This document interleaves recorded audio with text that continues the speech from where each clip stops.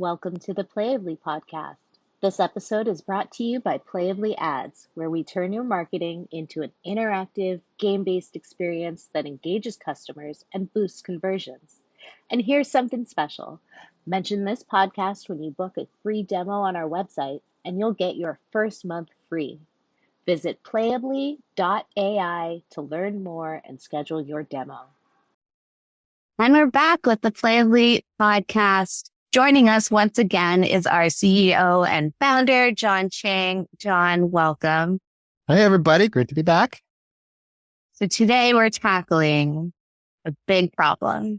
That is bounce rates. Bounce rates are affecting everybody nowadays and have been a pain point for websites for years.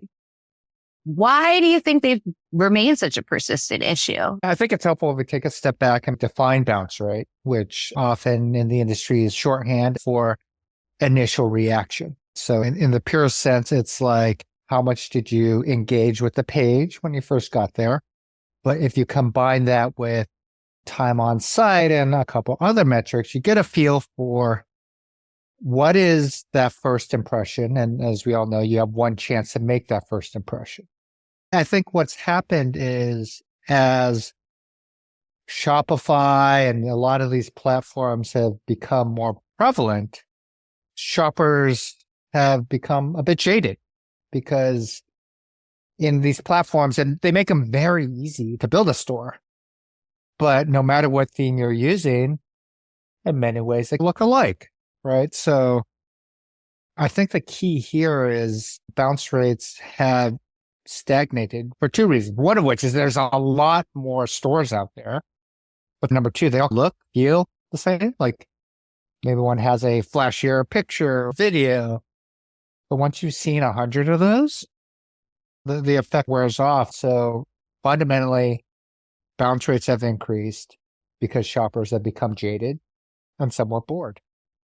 I go to a site and it just looks like a scam because of how they're using Comic Sans font and their photos are clearly stolen from someone else on the internet. And like, these people are definitely going to steal my credit card information.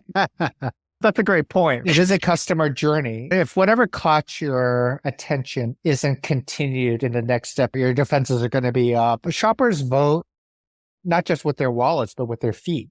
As opposed to a retail store, if you've made the effort to drive all the way and come to the front door, even if it doesn't look exactly like what you're expecting, you're probably still going to walk in and take a look.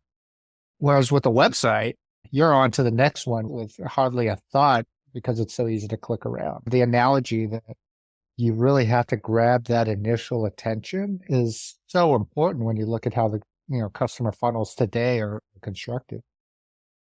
The opposite of a website that gets a lot of a sticky website, or one that maintains the attention and engagement, able to get the customer to engage with it. What makes something sticky? Yeah. Number one, like you mentioned, the context and the intent of what brought them there has to be reflected, right? So the straightforward things we've always thought about when it comes to bounce rates, such as load times, information architecture, and imagery, those are all basics and have to be there because we are, as shoppers, conditioned to look for them, right? You intuitively felt uncomfortable when you got on a Shopify because you pattern matched that to other experiences you've had that led to less than good outcomes. You have to have these basics in place. But these basics have already taken us to a place where they're not just status quo, but they lull us into a stupor where we're stuck in terms of how excited we are to be there. It's just, here's another site. It looks good. I will give it the minimal amount of attention versus something that delights, entertains, spikes my curiosity. That is a different level of attention that I would pay to a site if they were able to generate those types of emotions versus just satisfying my most basic insecurities. The barrier's higher to be a good, engaging website. And that's tying back to the psychology of what happens to you when you land on it. At PlayAbly, we do a lot of things to get websites to be more engaging and to have more people spend time on them because That's our philosophy. If they're spending more time with the brand, develop brand affinity, and be more likely to purchase. What are the things that we're doing? The number one thing that we focus on, and bounce rate is one of our key KPIs that we want to affect, is moving from a passive experience to an interactive experience. If you think about shopping and internet browsing today, it's very much sit back, get the information, and then potentially make a decision based on that static information. 20 years ago, that was an exciting experience because no one had been on the internet before. Facebook and Instagram and TikTok, all these things that are highly interactive didn't exist yet. But if you look at it now where I'm liking posts, I'm interacting with platforms, and then you stick me on a site that is generally very passive, I'm not only not going to interact, I'm going to be bored and I'll go back to the stimuli that brought me there in the first place. The number one thing that we do is to find triggers that spike people's desire to interact. That could be psychological cues like curiosity, coming across a question I've never pondered before, or a challenge, questioning my abilities. It could be giving people the opportunity for social interaction. These are all modes of interaction possible in a digital environment that many brands aren't taking advantage of versus the retail experience where you walk into a store and somebody greets you. Oh, you're here with your daughter. Let me take you over to these matching sets and collections and show you things that might excite you. What we're trying to do is recreate some of that that's digitally native versus trying to do the retail experience online, which we've seen has not. I think we start out a lot with the quizzes, which I love because it becomes more personalized. And I think that's what everybody's looking for is a more personalized experience rather than landing on a site with, here's your discount. It's exactly the same every time. That little bit of personality that you get back, you get the validation. Hey, I put in these answers and this is now something that I identify with myself. Yeah. It not only ties you to the brand better, but it just makes the experience better. What I really love about our approach to that is traditionally, even when brands have had quizzes, they've been transactional. Hey, I'm here. I'm going to give you a product that you can now buy, which is fine as an outcome for certain types of shoppers. But a lot of our quizzes are about helping the shopper know more about themselves. Like you said, the Cosmo type quiz.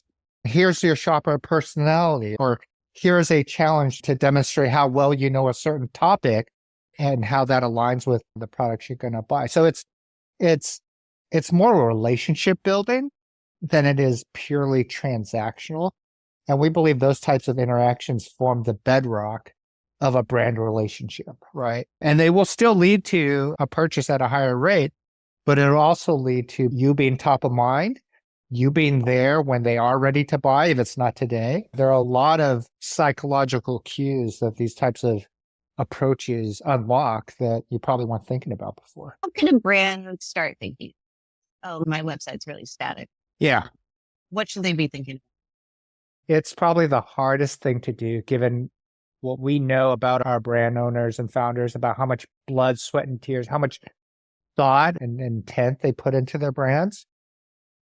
But to sometimes take a step back and look at your site and your customer experience from a completely novice view, it's really hard to do. But if you're able to do that, it unlocks a lot of clues as to why your bounce rate at that initial engagement just isn't there. You can do this with testing and enlisting strangers or even your friends who haven't been to your site to take a look at what you think is happening versus people's reactions often are 180 degrees separated in terms of perspective. So the number one thing you have to do is take a hard, cold look at somebody who isn't you, who hasn't put the last 10 years into the business, who hasn't picked every product that's on the page, how they're going to view it, how they want to be treated, what will spike their interest in what you are doing. And if there's any doubt, really look at the numbers. How has your bounce rate trended over time? What is your time on site for new visitors versus returning visitors? Some of these basic inputs that we look at will help give you clues about what you need to do better when it comes to creating that great first impression. I think a lot of people get overwhelmed when they Yeah. look at Google Analytics or whatever they're looking at. And if Yeah. it doesn't say, oh, this is what's happening, what should they be looking To the 101 version of that is just start with two metrics. And one is time on site and the other is scroll down. So if you just look at those two metrics, I would break the audience up into two different groups, right? One of which is, hey, they've got great scroll depth and let's say over 2 minutes time on site, just as a benchmark. Where did those people come from? How do they differentiate from the second group, which is they had lower time on site and zero scroll depth? That is likely a much larger audience. They're probably going to come from different places. They're probably going to have different behaviors than the first group. And so to triage the problem, really you want to focus on the second group, right? You want to understand from a content perspective, what is it that they're not doing, right? And if it's a case where they're not scrolling deep into the page, at least you've narrowed down exactly what you need to focus on, which is that top hero section, and trying different ways to engage the audience. And that's exactly what our platform does, right? What we do is we segment out the audience. We look at the ones who are having the most trouble, but have the highest potential to make a purchase.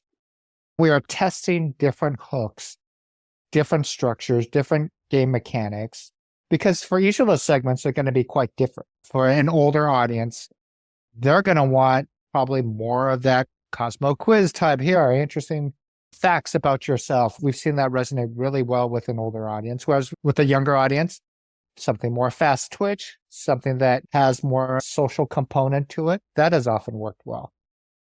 Obviously, you need to test them, but knowing that there's these different approaches to these different audiences, that's why making it dynamic, making it interactive is the first step, but you have to do it specific to that audience that you're trying to work on, because it's not a one size fits all approach. Testing is super important. Mm-hmm. Every article Google says testing is vital. Saw a stat on someone's LinkedIn, Shopify marketing expert, and they said something like only 5% of Shopify stores have technology installed to do any testing at all. And that blows my mind because we're first and foremost a data company. Yeah. And it's crazy how you could be making choices for your site without having any data. So I just really want to focus in on that testing. That's a frightening statistic, right? Because if you think about a retail storefront, you're constantly learning from people who are walking through the door. You're looking at who they are, what questions they ask, how big their families are, and what they look like when they come in. You're constantly moving the display of the product around, and you're seeing people's reactions to it. Now, imagine running that store completely blind, never changing anything, and just hoping that whatever you picked 6 months ago works out. Not only is that not a great strategy for success, but how are you ever going to improve? How are you going to learn and do better? Most importantly, how are you going to grow your market? How are you going to realize, hey, somebody came in and they were interested in potentially buying the product? What you want to be able to do is zero in on that person, ask everyone who is like them, show them different products until you hit something that resonates with them. If anything, that's the opportunity of a digital storefront, is that ability to iterate quickly. Part of the customer journey to do that is the very top of the funnel, right? Like we were talking about the bounce rate. Number one, you have the most subjects, so you have the most amount of data to work with, right? But number two, it has the biggest impact on your bottom line.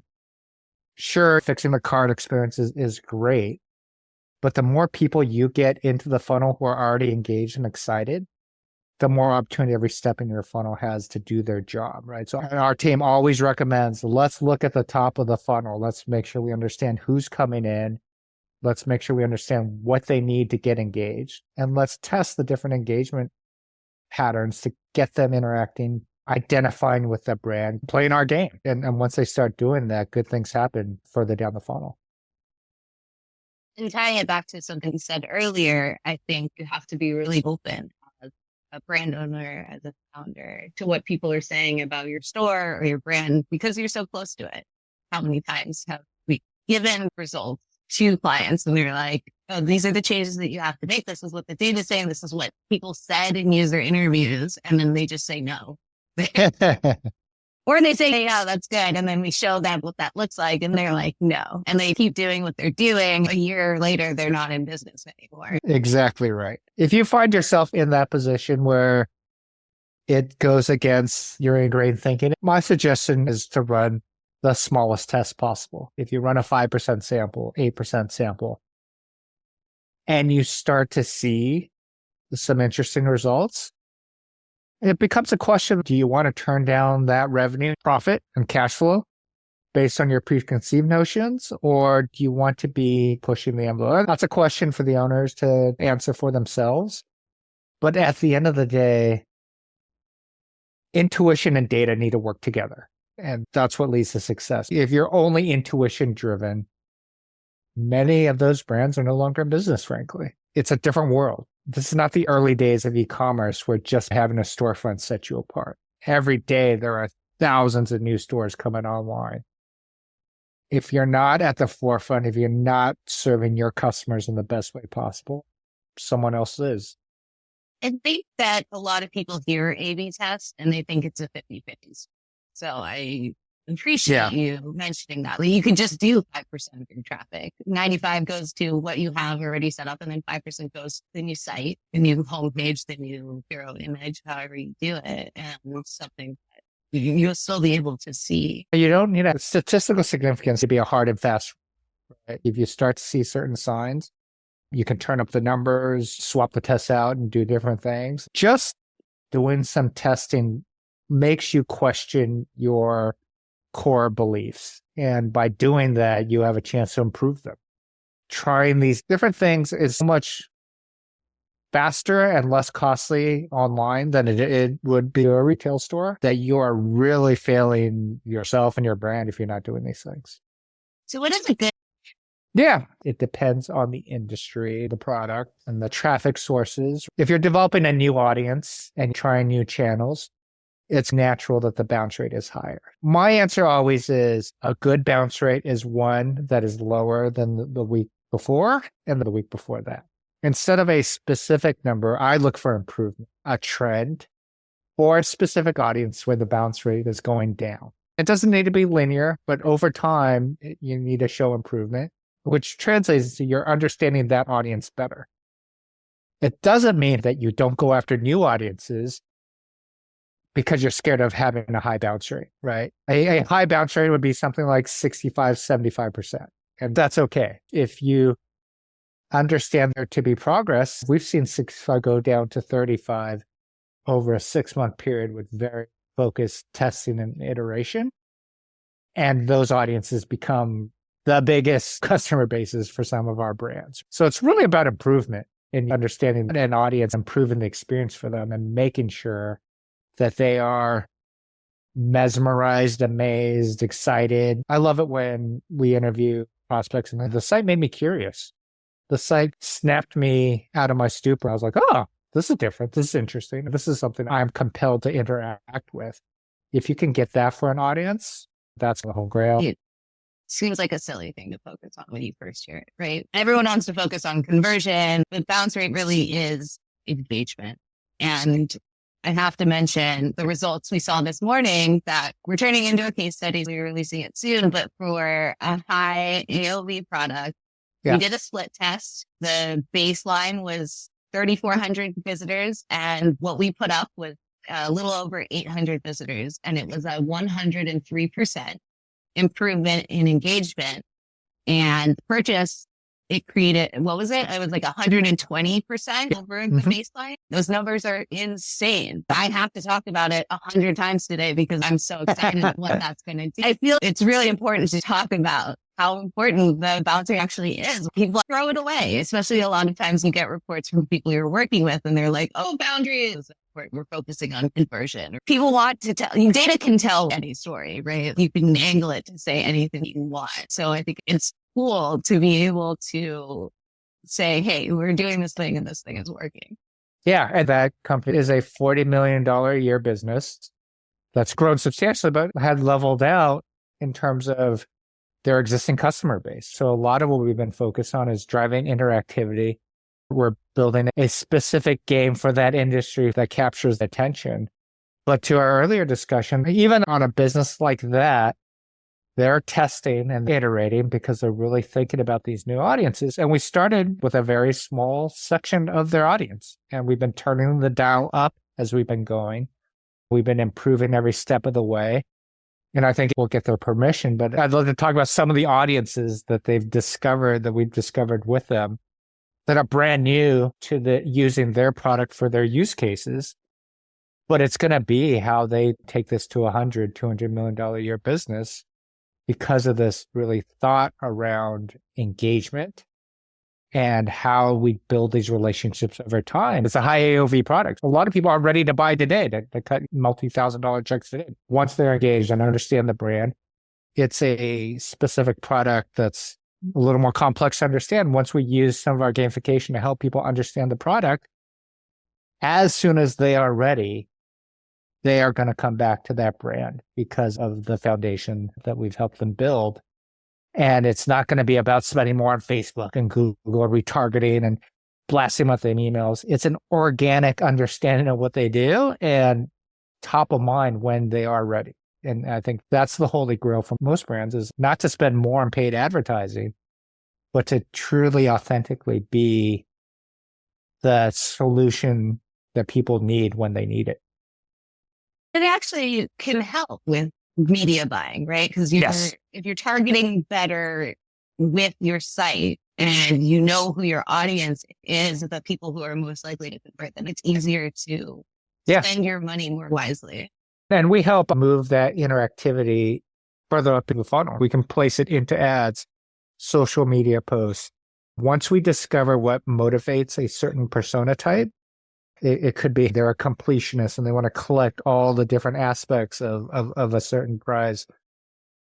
Push it out in your existing channels and you'll see your channels do better. First party data is going to be the differentiator for all brands over the next couple of years. It's going to be harder to get any third party sources. The more you can use your interactions with your customers to understand them, serve them better, and show them more empathy, you're going to be at an advantage that most brands haven't even started to think about yet. Yeah. And I think that's where a lot of brands go wrong when they start a brand and then automatically go to Amazon. Amazon is the data black hole. We help so many brands try and get off of Amazon where they realize that the customers are not theirs, right? They exist as a list of other somewhat related products and people sort by price. They don't control their reviews. They have no ability to perform customer service. You need to own the relationship with your customer. Some of these other things can be nice secondary channels, but if you don't own the relationship, you won't understand what they need and what they want, and you won't be able to evolve with them over time. And I think it's really cool that we've seen this result on a product that isn't fun.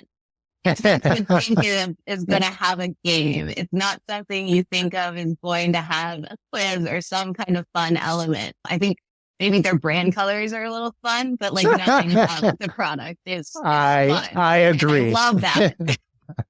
It would be the last product. I know we've already teased it enough, and we definitely had to do a session on them specifically. But yes, it just goes to speak, right? What is gamification? What is interactivity? It's very different in different contexts. Psychology, behavioral economics, they're fundamentals of what it means to run a business. And leveraging those aspects means you'll have a better understanding of your user, have a better relationship with them, and ultimately drive better sales. Is there any tools specifically that you would recommend? I know that there's a lot of testing tools out there, and I think it's easy to get over. Yeah, especially if you're new to the space. There's no reason to reinvent the wheel. Shopify has basic reporting. Google Analytics is a great starting point. A/B testing, Convert integrates well with Shopify and has the basic reporting that you need.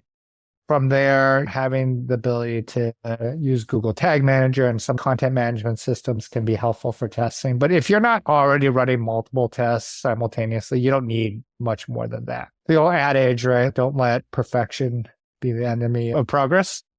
Just get started. And once again, circling back, the key metric, look at your balance. Nothing else you do on the entire site matters if they're not getting past that.